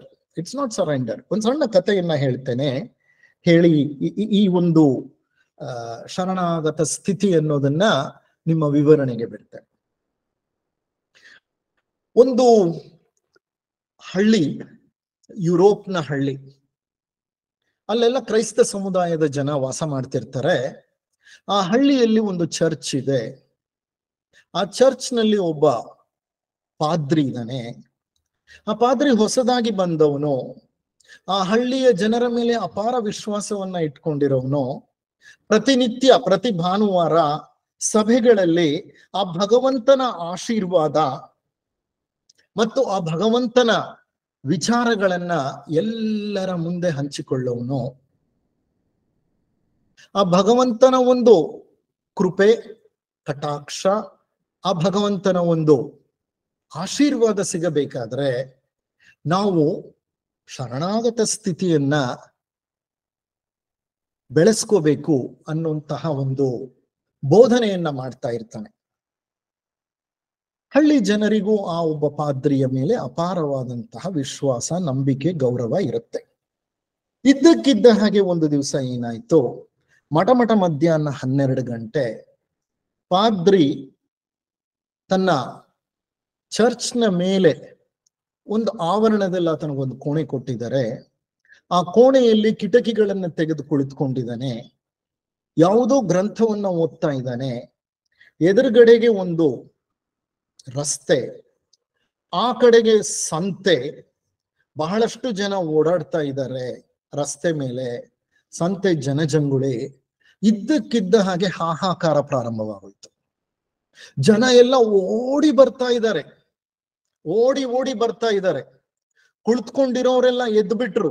ಸಂತೆಯಲ್ಲಿ ವ್ಯಾಪಾರ ಮಾಡ್ತಿರೋರೆಲ್ಲ ಹೌಹಾರಿ ಕೂಗ್ಕೊಳ್ತಾ ಇದ್ದಾರೆ. ರಸ್ತೆಯಲ್ಲಿ ಬರ್ತಾ ಇರುವಂತ ಜನ, ನಡ್ಕೊಂಡು ಬರ್ತಾ ಇದ್ದವ್ರು ಇದ್ದಕ್ಕಿದ್ದ ಹಾಗೆ ಓಡ್ಲಿಕ್ಕೆ ಪ್ರಾರಂಭ ಮಾಡ್ತಾರೆ. ಅಲ್ಲಿ ಯಾರೋ ಜೋರಾಗಿ ಕೂಗಿ ಹೇಳ್ತಾ ಇದ್ದಾರೆ, ಹಳ್ಳಿಯ ಪಕ್ಕದಲ್ಲಿರುವಂತಹ ಅಣೆಕಟ್ಟು, ನದಿಗೆ ಕಟ್ಟಿರೋ ಅಣೆಕಟ್ಟು ಒಡೆದು ಹೋಗಿದೆ, ನದಿಯ ನೀರು ಹಳ್ಳಿಗೆ ನುಗ್ತಾ ಇದೆ, ಪ್ರವಾಹ ಒಳಗೆ ಬರ್ತಾ ಇದೆ ಅಂತ. ಎದ್ನೋ ಬಿದ್ನೋ ಅಂತ ಎಲ್ಲ ಓಡ್ತಾ ಇದ್ದಾರೆ. ಆದ್ರೆ ಆಹಾ, ಶರಣಾಗತ ಸ್ಥಿತಿಯನ್ನ ಈಗ ಅಭ್ಯಾಸ ಮಾಡ್ಲಿಕ್ಕೆ ಒಳ್ಳೆ ಸಮಯ ಸಿಕ್ತು ಅಂತ ಸುಮ್ಮನೆ ಕಿಟಕಿಯ ಮುಂದೆ ಕುಳಿತುಕೊಂಡು ನೋಡ್ತಾ ಇದ್ದಾನೆ. ಹಳ್ಳಿ ಜನ ಎಲ್ಲ ಓಡ್ ಹೋಗ್ತಾ ಇದ್ರೆ, ಕೂಗ್ಕೊಳ್ತಾ ಇದ್ರೆ, ಚೀರಾಡ್ತಾ ಇದ್ರೆ ಸುಮ್ಮನೆ ಕುಳಿತುಕೊಂಡಿದ್ದಾನೆ. ಆ ಪ್ರವಾಹದ ನೀರು ಚರ್ಚ್ನ ಒಳಗೆ ಬಂತು. ಚರ್ಚ್ನ ಕೆಳ ಮೆಟ್ಟಿಲುಗಳನ್ನ ದಾಟಿತು. ಒಂದು ಬೋಟ್ ಬಂತು, ದೋಣಿಯಲ್ಲಿ ಕೆಲವು ಜನ ಕೂತ್ಕೊಂಡಿದ್ರು. ಜೋರಾಗಿ ಕೂಗಿ ಪಾದ್ರಿಗೆ ಹೇಳಿದ್ರು, ಅಯ್ಯ ಪಾದ್ರಿ, ಬೇಗ ಬಾ, ಬೋಟ್ನಲ್ಲಿ ಜಂಪ್ ಮಾಡು, ಹಾರಿ ಕುಳಿತುಕೋ, ನಾವು ನಿನ್ನ ಕರ್ಕೊಂಡು ಹೊಟ್ಟೋಗ್ತೀವಿ ಅಂತ. ಪಾದ್ರಿ ಕೈ ಮುಗಿದು ಹೇಳ್ದ, ನನಗೆ ಆ ಭಗವಂತನ ಒಂದು ಅಸ್ತಿತ್ವದ ಮೇಲೆ ಆಳವಾದಂತ ನಂಬಿಕೆ ಇದೆ, ಆ ಭಗವಂತ ನನ್ನನ್ನು ರಕ್ಷಿಸುತ್ತಾನೆ, ನೀವು ಹೋಗಿ ಅಂತ ಅಂದ. ಸರಿ, ಆ ಬೋಟ್ ಹೊರಟೋಯ್ತು. ನೀರು ಒಂದೇ ಸಮನೆ ಹರಿದು ಬಂದು ಆ ಚರ್ಚ್ನ ಮೇಲಿನ ಅಂತಸ್ತನ್ನ ತಲುಪ್ತು. ಮತ್ತೆ ಒಂದು ಬೋಟ್ ಬಂತು. ಪಾದ್ರಿಯನ್ನ ಅವರು ಕರೆದ್ರು. ಆದ್ರೆ ಪಾದ್ರಿ, ಆ ಭಗವಂತನ ಅನುಗ್ರಹದ ಮೇಲೆ ನನಗೆ ಅಪಾರ ನಂಬಿಕೆ ಇದೆ, ಹೋಗ್ರಪ್ಪ ನೀವು, ನಾನ್ ಬರ್ತೀನಿ, ನೀವೇನ್ ಹೆದರ್ಬೇಡಿ, ನನ್ನನ್ನು ಭಗವಂತ ರಕ್ಷಿಸ್ತಾನೆ, ಯಾವ ಭಗವಂತನನ್ನ ನಾನು ಆರಾಧಿಸುತ್ತಿದ್ದೀನೋ ಆತ ನನ್ನ ಕೈ ಬಿಡೋದಿಲ್ಲ ಅಂತ ಹೇಳಿ ಅವ್ರನ್ನು ಕಳಿಸ್ಬಿಟ್ಟ. ಆ ನೀರು ಇನ್ನೂ ಮೇಲ್ ಬಂತು.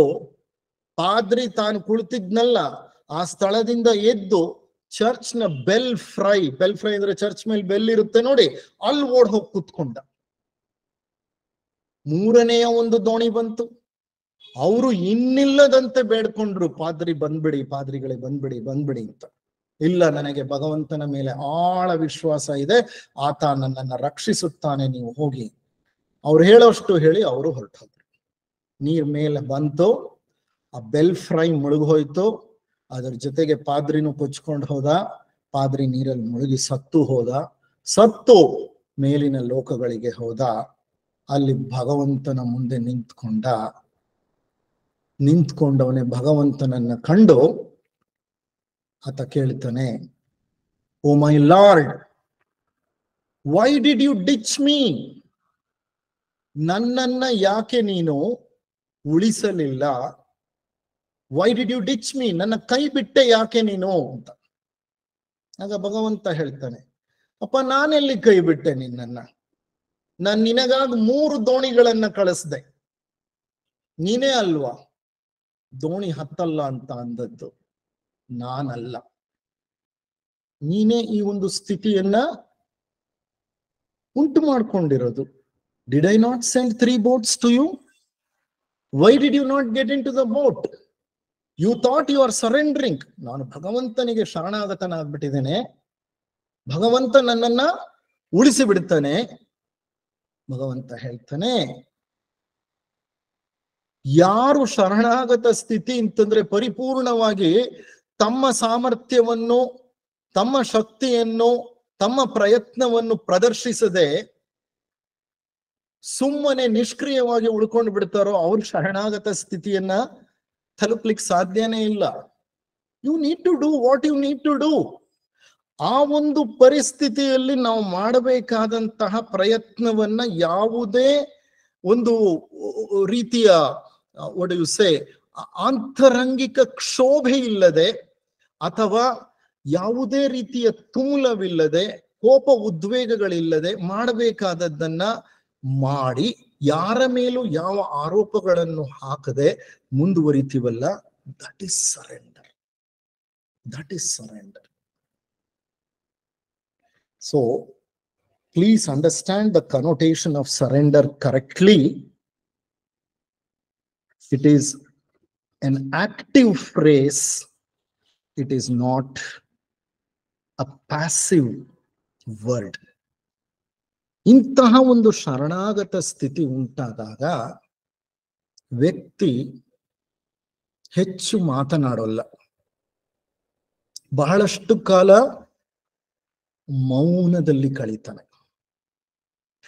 ಯಾರೇ ಮಾತನಾಡಿದ್ರು ಆ ಮಾತಿಗೆ ಏನು ಉತ್ತರ ಕೊಡಬೇಕೋ ಅಷ್ಟು ಉತ್ತರ ಕೊಡ್ತಾನೆ.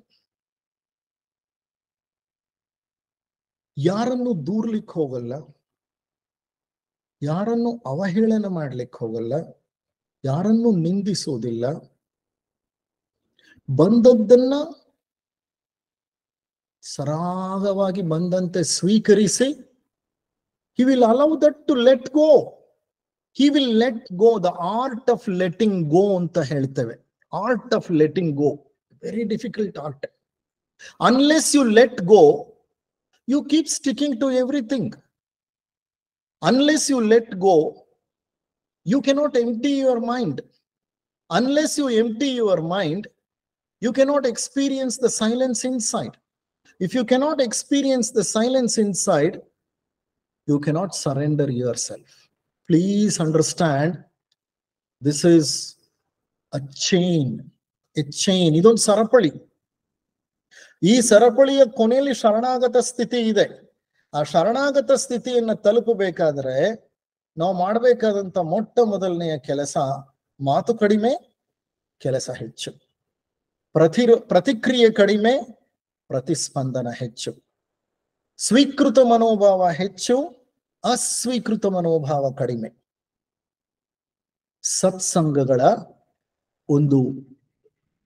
ಸತ್ಸಂಗಗಳಲ್ಲಿ ಭಾಗವಹಿಸೋದು, ಅಧ್ಯಯನವನ್ನು ಮಾಡೋದು, ಸೇವೆಯಲ್ಲಿ ನಿರತರಾಗೋದು, ಎಲ್ಲಿ ಅಹಮ್ಮನ್ನ ಕಳ್ಕೊಳ್ಳಿಕ್ಕೆ ಅವಕಾಶ ಸಿಕ್ಕತ್ತೋ ಅಂತ ಅವಕಾಶವನ್ನ ಸದುಪಯೋಗ ಪಡಿಸ್ಕೊಳ್ಳೋದು, ಈ ಎಲ್ಲ ವಿಧಾನಗಳಿಂದ ಅಹಂ ಕರಗಿ ಬಾಹ್ಯ ಆಕರ್ಷಣೆ ನೀಗಿ ಆಂತರಿಕ ಪ್ರಪಂಚದ ಕಡೆಗೆ ನಮ್ಮ ಗಮನ ನಿಧಾನವಾಗಿ ಹೋಗುತ್ತೆ.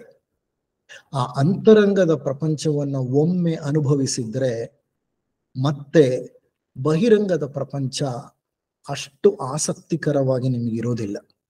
ಇದು ಹೇಗೆ ಅಂದ್ರೆ, ರಸಗುಲ್ಲ ತಿಂದ ಮೇಲೆ ನಮಗೆ ಬೇರೆ ಎಷ್ಟೋ ಸಿಹಿ ಖಾದ್ಯಗಳು ಬೇಡ ಅನ್ಸುತ್ತೆ, ರಸಗುಲ್ಲನೇ ಬೇಕು ಅನ್ಸುತ್ತೆ. ಹಾಗೆ ನಮ್ಮ ಅಂತರಂಗದ ಪ್ರಪಂಚ ಅನ್ನೋದು ನಮ್ಮನ್ನ ಹಿಡಿದಿಟ್ಟು ಬಿಡುತ್ತೆ. ಅಂತ ಒಂದು ಪ್ರಯತ್ನವನ್ನ ಮಾಡೋಣ. ಇಷ್ಟ ಹೇಳ್ತಾ ವೀರಶೈವ ಸಿದ್ಧಾಂತದಲ್ಲಿ ಶರಣಾಗತ ಸ್ಥಿತಿ ಎಲ್ಲಿ ಬಂದಿದೆ ಅನ್ನೋದನ್ನ ತಿಳಿಸಿ ಈ ಒಂದು ಸತ್ಸಂಗವನ್ನ ಮುಕ್ತಾಯ ಮಾಡ್ತಾನೆ. ವೀರಶೈವ ಸಿದ್ಧಾಂತದಲ್ಲಿ ಷಟ್ಸ್ಥಲ ಶಾಸ್ತ್ರ ಅಂತ ಇದೆ. ಅವರ ಪ್ರಕಾರ ಸಾಧನೆಯಲ್ಲಿ 6 ಹಂತಗಳು. ಆ 6 ಹಂತಗಳನ್ನ ದಾಟಿ ಹೋದಾಗ ವ್ಯಕ್ತಿ ಭಗವಂತನಲ್ಲಿ ಐಕ್ಯನಾಗ್ಬಿಡ್ತಾನೆ.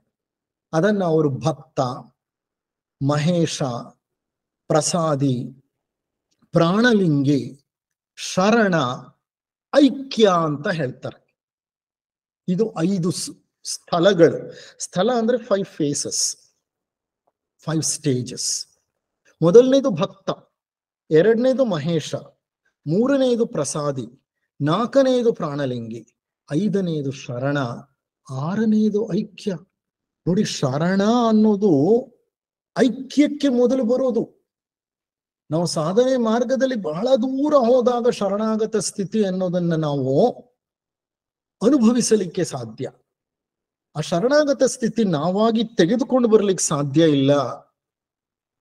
ಅದು ತಾನೇ ಆಗ್ಬೇಕು.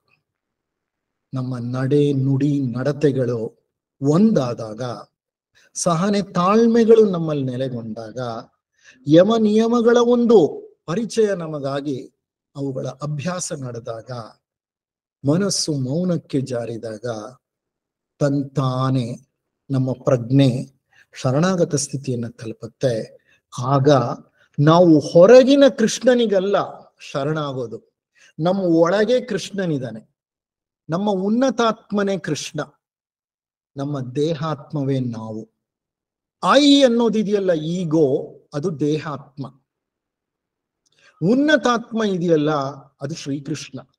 Krishna consciousness is there in everybody. All of us are nothing but the reflections of the divine. ನಮ್ಮಲ್ಲಿ ಡಿವೈನ್ ಕಾನ್ಷಿಯಸ್ನೆಸ್ ಇದೆ, ಅದು ಉನ್ನತಾತ್ಮನಾಗಿ ಇದೆ.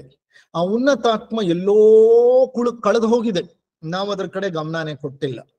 ಯಾವಾಗ ಈ ಅಹಂ ಅನ್ನೋದು ಕರಗಿ ದೇಹಾತ್ಮ ಸ್ವಭಾವ ನೀಗುತ್ತೋ, ಯಾವಾಗ ದೇಹಾತ್ಮ ಪ್ರಜ್ಞೆ ಅಳಿಯುತ್ತೋ, ಆಗ ನಾವು ಪರಮಾತ್ಮ ಪ್ರಜ್ಞೆಯಲ್ಲಿ ಬೆರೆತು ಹೋಗ್ತೇವೆ.